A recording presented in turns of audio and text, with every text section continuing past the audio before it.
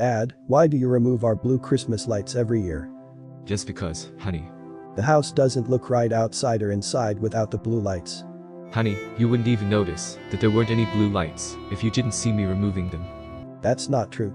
Every year, I always notice that we have green, white, yellow and red, but no blue. Well then this year won't be any different then. You bought a new set of lights, where you replaced about 50 of the blue bulbs with a different color bulb, then you threw the blue bulbs in the garbage. Once again, yes, you are correct. Dad didn't seem too keen on giving me an explanation, as he was finishing putting up the lights. After discarding the remaining blue bulbs into the trash, my dad then goes into the house. Why does he do weird things and not give any explanation? I think to myself. I decide to go into the garbage can and retrieve some of the unbroken blue bulbs. I recover 10 of the blue bulbs and put them back into the outdoor light displays. The blueness gives the lights a much better color vernacular, I think to myself, as I look proudly at my accomplishment. I think my dad sometimes dispels me because I'm only 12 years old, but he doesn't realize the artistic qualities that I possess. I go back into the house and play with my phone for a little while before heading off to bed. Good night, honey. Good night, Dad, I say before I go to bed. I hear against the wooden floors of our house, which sounds like a burglar is running through our house. Oh God, no. I say out loud, as I spring into a seated position in my bed, where the fear of the unknown noises paralyzes me. I'm not sure what to do, so I quietly maneuver myself under my bed in snake-like movements, where I make as little sound as possible. I hear the stomping sound getting closer and closer to my room, and with every step, I'm becoming more petrified, but it feels like I'm breathing once every second. It's in my room now and I really wish my dad would wake up to help me, but I don't scream because I don't want whoever is in my room knowing that I'm underneath the bed. The person in my room stops moving, so I put my hand over my mouth to make as little noise as possible. There is an unsettling sound this person is making, which reminds me of the noises that coyotes make when they have another animal cornered. I do my best to make no sounds, as I hear a thick thud of footsteps make their way out of my room. Once the person leaves my room, I feel really lightheaded from putting my hand over my mouth. After a few moments, the fainting feeling dissipates, as my breathing becomes more controlled. The stomping noise then hastily proceeds down the stairs, as my heart continues to pound through my chest. I hear the front door of the house violently open, then the noise goes away. My fear gradually subsides to the point where I yell out from my bed, "Dad, what was that?" I don't get a response, which makes me worried because it would have been impossible to sleep through that loud banging noises on the floor. I slowly get out of my bed and head towards my dad's room. "Dad, are you in here?" I say, as I enter his room. Still I get no response, so I turn his lights on to his bedroom and oh no. Comes rushing out of my mouth when I see that his bed is empty. Crap, he must be drinking again. I say out loud to myself. He hasn't drank anything in a couple of years and I think putting up the lights must have got him depressed, thinking about when my mom was still alive. I try calling his cell phone, but I hear his phone ring in his room, which only means that he didn't bring his cell phone with him.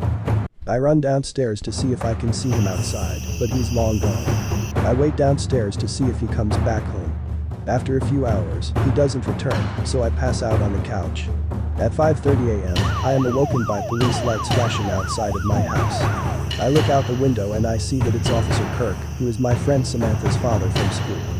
Samantha's family had helped us out when my mom was really sick with cancer. I go outside and meet Officer Kirk by his patrol car. "Hi Julie, I have your dad with me." "Yeah, he stormed out of the house several hours ago. Someone called us because he was running through the woods like a mindless beast, yelling and screaming." "Wow, that's strange. For even when he used to drink, I don't recall him ever doing that.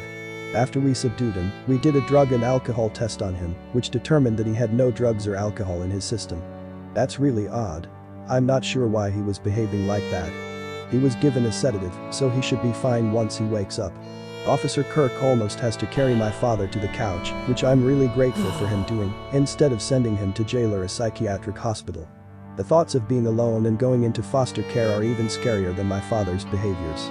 Officer Kirk leaves the house, and my father continues to rest on the couch. An hour later, he wakes up from his sedation. Why am I on the couch? "Dad, you stormed out of the house last night, and then you ran through the forest like a wild animal yelling and screaming." What? My dad responds, looking completely confused. "Yes, Officer Kirk drove you home and assisted you to the couch." I'm sorry, honey. I didn't mean to embarrass you. It's fine, Dad, but why did you do that for? I have zero recollection of it even happening. We're both drained, so we drop the conversation regarding the circumstances of the ordeal, for now. I get ready for school and Dad toughs it out and gets ready for work. I walk outside to catch the bus and I get a warm tingly feeling when I pass by the Christmas lights that are now turned off from the automatic timer because Christmas is always my favorite holiday. I go to school and Samantha doesn't say anything to me about my dad's actions from last night, so I'm thinking that Officer Kirk didn't say anything to her. I forget about what happened to my dad as the school day drags on. I get on the bus and head back home. I usually get home about 45 minutes before my father gets home from work, so I start making pasta for the both of us. Dad gets home and he looks really tired. We eat dinner and then we sit in the living room together where he watches television while I play on my phone. Dad can barely stay awake as it starts to get dark outside.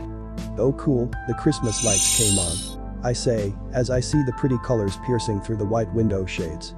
I put my head down to play a game on my phone and I start to hear an unsettling noise that grabs my attention. It sounds like a growling noise that a dog makes before it's about to attack someone. I look up at my father and I yell out, "Dad, what's wrong?" as I realize that he was making those noises. I stand up from the couch and I slowly move away from my father as he starts to look like that girl from that exorcism movie. His eyes are completely bugged out and his mouth is wide open where all of his teeth are showing. Sweat drips off his face as he tenses every muscle on his body.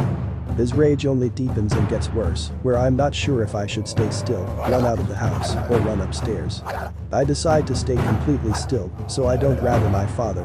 I can barely catch my breath, then his head turns towards the window as he hears a motorcycle drive by the house. Then he storms out of the house, where the sound of his loud thumping feet really intimidates and scares me. I have no idea why my dad went from almost falling asleep to a demon-like state. I have Officer Kirk's phone number, so I call him and tell him that Dad was acting bizarre again and stormed out of the house, where he reassures me that he will look for him. As I continue to look outside, the blue lights start to catch my attention, where I get a quick intense feeling of rage. Something about the blueness in the lights makes my muscles start to tense up with every passing moment. Something inside of me tells me to turn the lights off, so I quickly rush out of the house and unplug the lights. After a couple of minutes, I start to calm down, and I think to myself, what the hell came over me? I go back inside the house and catch my breath and sit on the couch. I type in the color blue into Google, and after researching its history, I come across some weird facts that I had no idea existed. For one, the sky is blue and the ocean is blue, but there's not one reference to the word blue in the Bible. What the hell? I say out loud, as I'm perplexed on why such a common color was omitted from our history to include the Bible. The more research I do, the more articles I come across that allude to demonic possession that engulfed beast-like humans when they looked upon the clear day's sky. I don't know what beast-like humans meant in ancient times, but I know that when Mom was diagnosed with non-Hodgkin's lymphoma, I did genetic testing where thankfully, I was fine, but my genome had a higher than normal Neanderthal makeup, and Dad's genome was almost off the charts for his percentage of Neanderthal ancestry. Dad and his family must have knew something was awry with their genetic makeup and their tolerance to blue light exposure when they arrived in the United States from Romania in the early 1980s, because Dad always said that he was sheltered growing up, but he never explained the reason why. But now, I'm realizing that sheltered meant that he wouldn't leave the house much because of his reaction to the color blue. He must have realized that I wouldn't be affected as much by the blue lights with my watered-down jeans, but it does explain why I wanted to kill a few of my classmates at last year's holiday presentation.